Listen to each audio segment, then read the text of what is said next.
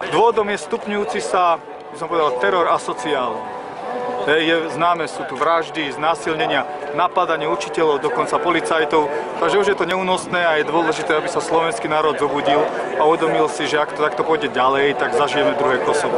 Určite polícia slabokoná a ako je teraz známe, hej, pán Fico spoločne s Kaliňákom chcú teraz naháňať nejakých vymyslených extrémistov a pritom extrémisti sú v parlamente a prípadne v tých cigánskych osadách, ale tuto sú väčšinou mladí ľudia národne založení a myslím si, že je absolútne zbytočné, keď tu niekto z týchto ľudí je označovaný za extrémistu.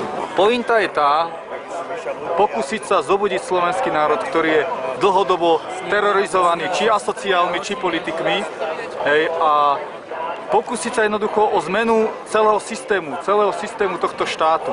Hej, ono sú tu obrovské sociálne problémy, jednoducho tento štát treba úplne zmeniť od základu. Takže to je hlavná myšlienka, aby sa tento systém zmenil. Vidíme, čo sa stalo v Bulharsku, takže dnes nás tu je možno 200. A v budúcnosti by sa stalo, že nás bude zasa tisíce ľudí v uliciach, tak ako boli protesty Gorila, tak možno by sme konečne tých politikov prinútili, aby sa zamysleli, že treba veci robiť inak. Ľudia, poďte s nami! Ľudia, poďte s nami! Ľudia, poďte s nami!